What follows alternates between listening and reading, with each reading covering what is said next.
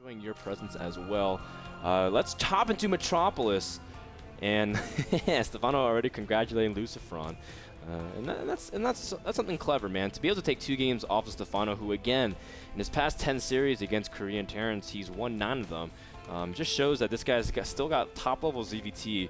But at the same time, the converse is true for Lucifron. His TVZ seems to be on point. That's right, and I like what Lucifron did there. A lot of people would be like, why actually waste Antigua with a coin flip build? But it's basically, as I was saying, you're abusing your opponent, you're conserving your brain cells as much as possible for even maps like this. Metropolis is definitely one of those tough maps, and if Lucifron chooses to go for something like mech, that's where things get really, really chaotic. You have Hellions flying all over the place on all parts of the map. You have your Thors and siege tanks and even your Hellions. Just making sure that you're not going to die to this counterattack or to this run by, etc. So there's a lot that you have to do to actually be successful if you go for mech on this map. That I feel like Lucifron made the right choice with just grabbing the quick win on Antigua Shipyard. A lot of times you even think like, oh, Terrans just want to go to endgame, so you don't expect some sort of all-in. But obviously Lucifron changing it up, so I like that. With that, let's introduce our players, starting in the, where are you, Andre? You're in the top center. The top center of the map in the green. As the Terran player, it is Lucifron from Team Current 3 Esports Club. Lucifron hailing from the great country of Spain, home to some of the best football clubs. After playing FIFA 13 for an extensive period of time, I've realized that most Spanish teams are OP. In the bottom left, we have from Team EGRC, Evil Genius's raid call, we have Ilias Tori, who's also called Stephano. Statistically, at least by the NASL leaderboard as well as my own personal opinion, the best foreigner on the planet, the best player outside of Korea to be able to challenge the Korean dominance in StarCraft 2. Stephano has also trained in Korea in the TSL house back in his time with Millennium when they had that partnership. And Stephano is still undisputed one of the best in the world, not just even for, you know, in terms of talent, but even amongst other Zergs. You know, people consider Nurchio, Vortex, some of these other great European Zergs, but everyone kind of puts Stephano a notch above them. And I do too, for point of reference. I mean, you have to. He just has way too many accomplishments. Everything that he enters, he wins, it feels like. I mean, it's very, very rare that you see like him losing, and when he does, it's considered a big upset. When he lost in IEM last, not IEM, DreamHack last time around, everybody considered it an upset. Even Stephano considered it an upset. He's like a quarterfinal finish. What is that? Bad for him, right? It's something that Stephano considers a failure in a certain way because he really wants to win. And Stephano is a guy that always finds a way to win too. That's what's so amazing about watching him play. Stephano never quits, and Stephano is also dropping a very early Roachwarren and a third base, which is important to note. So we won't see a very quick metabolic boost from him most likely. Yeah, we usually do see that by the 430 mark. So he can do a couple of things with this. He can actually pressure his opponent, make it look like it's some sort of all-in, keep him in the dark, and then take the third base. Well, he already has the third base being taken, but he can saturate the third base, which is what I meant to say. Or he can just play all-out defensive, so he can get a lot of queens, get a lot of roaches, and just make sure he doesn't die to any Hellion Banshee run-bys or Hellion Banshee aggression.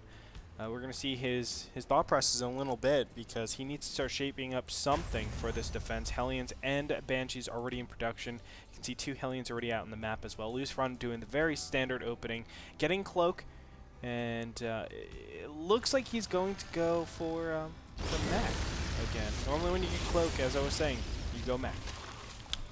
Although Lucifron hasn't even gone for mech at all this series just yet.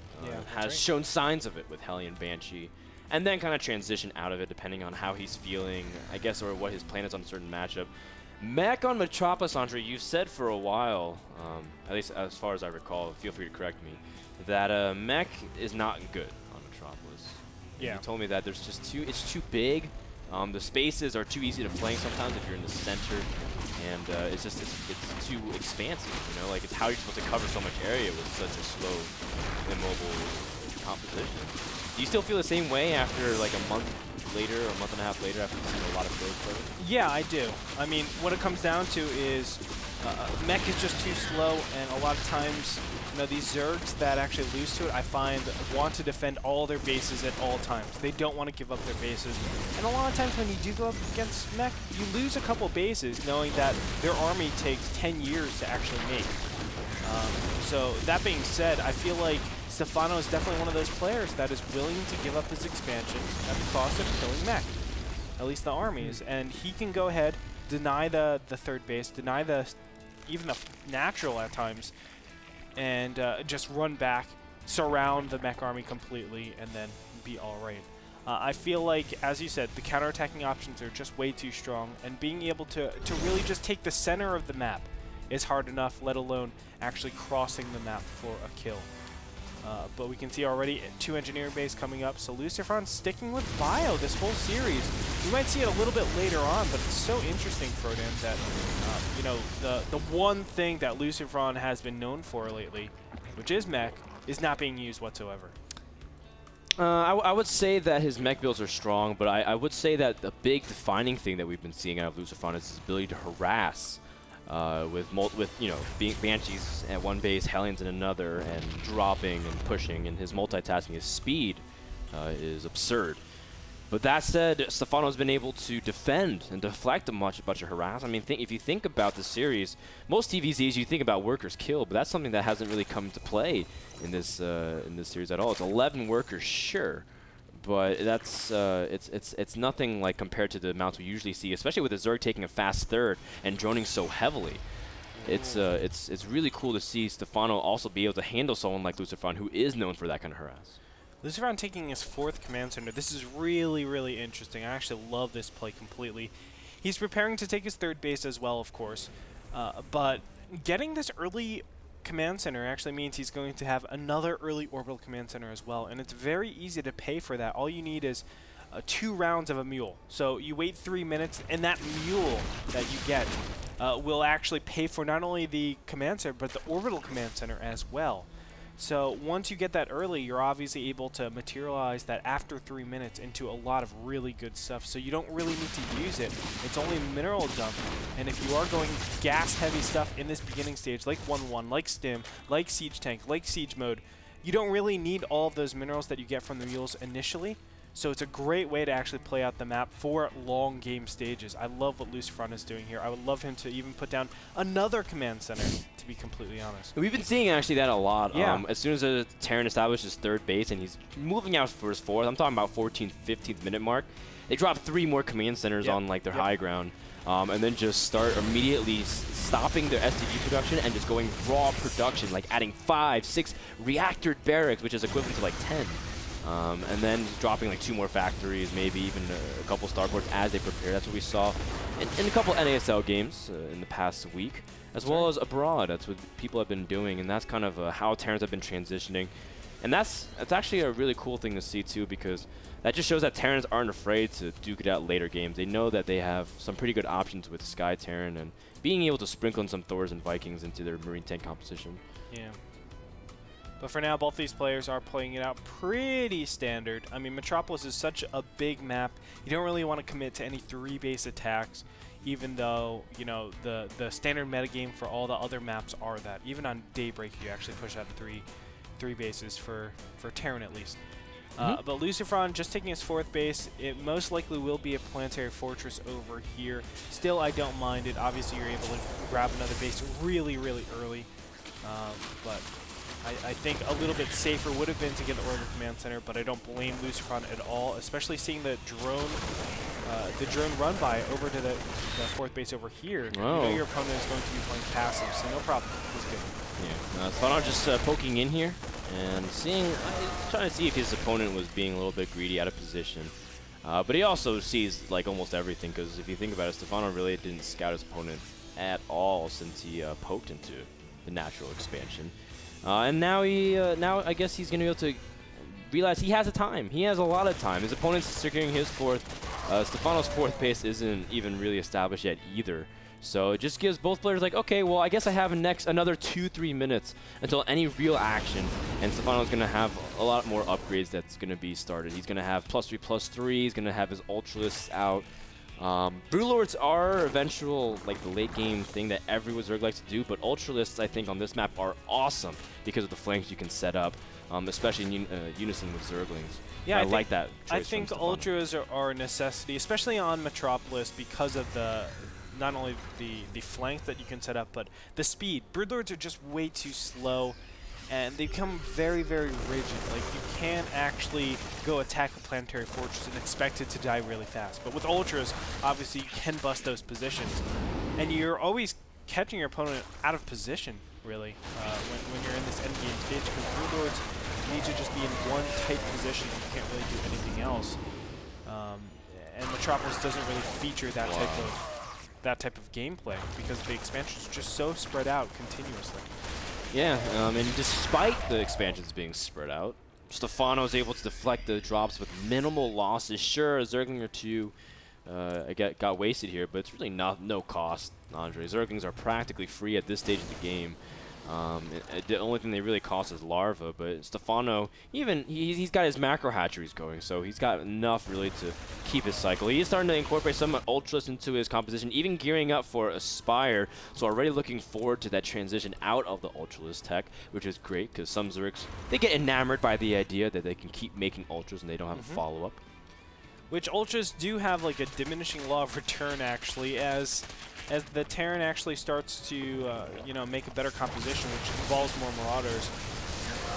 They just can't keep up at that late game stage. I mean, micro gets too good, positioning gets too good, and what ends up happening is Ultras look super silly, which is why a lot of people are like, no, Ultras are terrible. No, they're not. They just have their timing placed, just like Zergling Infestor does. You can't do Zergling Infestor the whole game. But that being said, Stephano doing a great job at making sure these drops do minimal damage, but Lucifron is just trading time, actually. He's, meanwhile, getting a lot more command centers and a lot more command centers, excuse me. He's also preparing for a mass Sky Terran switch. Yeah. So I guess he's just going to turtle and then go straight into like the Raven, Viking, Battlecruiser composition that, frankly, a lot of Terrans say that is really strong against Zerg late game. A lot of people say they struggle against Infestor Broodlord, but when you talk about having a Sky Terran, mass Ravens, being able to deal with Corruptors and Broodlords so easily, and maybe even splinking some Ghosts here and there, which is a nice way to EMP and snipe some of the Infestors. Then all of a sudden you realize that AoE truly is king against clumped up Broodlords, even more so than PBZ, because the Secret Missile does guarantee damage. Here we see a double drop in the bottom center of the map, but again, just like you said, Andre, it's just buying time. It's just to show Stephano that, yes, I'm still in the game, I'm still going to poke you. But he's already starting to send his SCVs to trade, Andre, and that's a scary moment for any Zerg. A lot of times when you're Zerg in that position, you're like, uh-oh, I need to actually start attacking pretty soon, because this is... How many SCVs is this so far? 82. That's a little bit too many. Sent is, I think, 11 or 12, something like that. I don't know how many actually got killed before I selected them. But that's 11 or 12 more supply that you can say, well, that's 3 battlecruisers or 2 battlecruisers right there. That, what else would that be? 24 Zerglings, or 22 Zerglings, something like that. And that's a little bit scary because you realize, why did I just say Zerglings? 11 Marines, 12 Marines, something like that. That's a little bit scary because your opponent's army is getting stronger and stronger and stronger as time goes on, and your army really isn't changing that much. So that's why Stephano should be a little bit pressured right now to actually try to bust out this position. But already Ravens are being made, and yeah, with the Corvid reactor, so they're going to have extra energy. It gives Lucifron some more.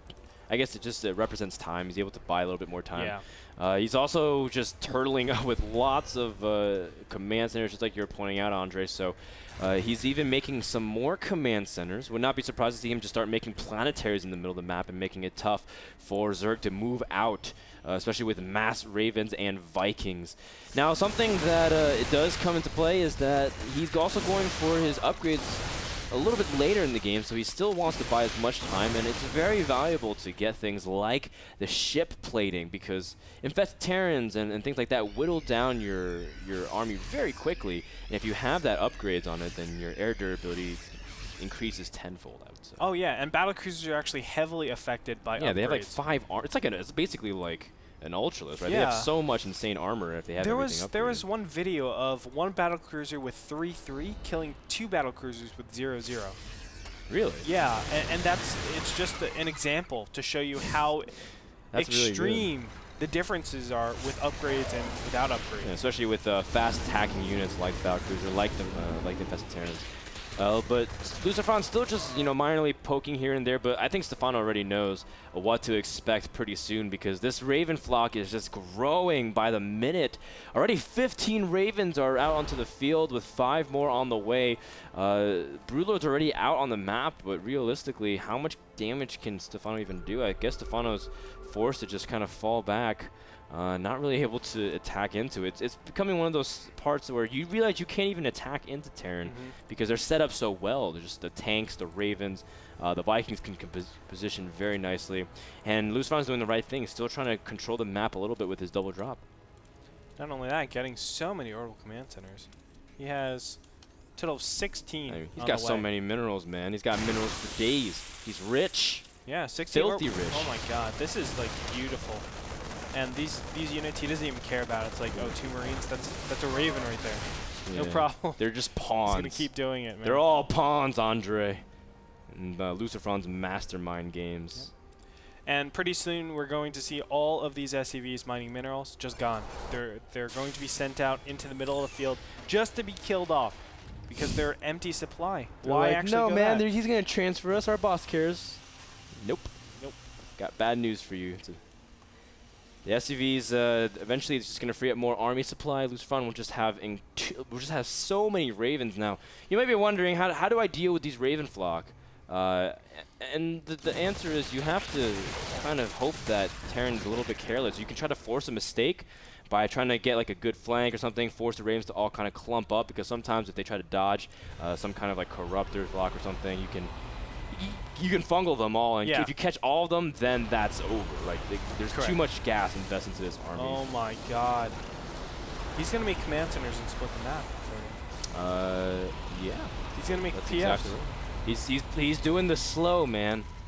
Lucifron, I wonder if he's just gonna never attack this game and then just sit back and just keep taking advantages, and Stephano is forced to just, I guess, attack non-stop if he wants to do anything. Yeah. But Stephano's also trying to sacrifice his drones as well, which I say, shouldn't you just make that into spine crawlers? I don't know. I guess at this point he's got 10,000 minerals and he really wants to save. I gasp. 10,000 is not enough. It's like Y2K, man. 7 gallons of water in our basement. 100 packs of powdered milk is not enough. We need more. Okay, Dad. I have no clue what Do you remember what Y2K? You don't remember Y2K? Andre, you're older than me. You should definitely remember Y2K, man. I do. Sort of. Right, whatever, man. Ghost Academies actually would be really good in this position as well. Along with Sky Terran, it's really important to actually just poke and prod at your opponent just so that they attack a little bit earlier. You can see Stephano really hasn't been prodded to push forward or do anything at all, but he's setting up a huge flank. And this is just so that he doesn't take too many losses against those Hunter-Seeker missiles, because obviously Lucifron has a ton of them. There's, what, 19 Ravens here?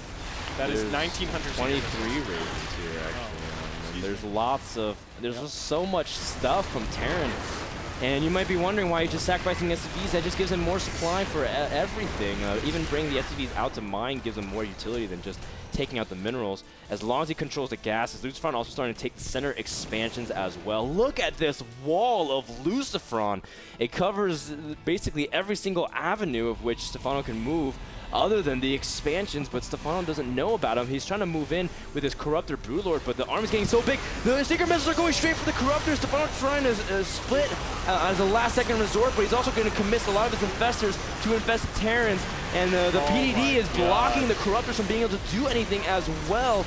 Lots of DPS being handled here by the point defense drones from the Ravens. More secret missiles are going to launch in just a second, or will they? They are all clumping up for anything to attack them, but Stephano doesn't really have anything here. He's making 25 to 30 Corruptors at the moment, and all of a sudden, from complete passivity, we have complete madness, Andre.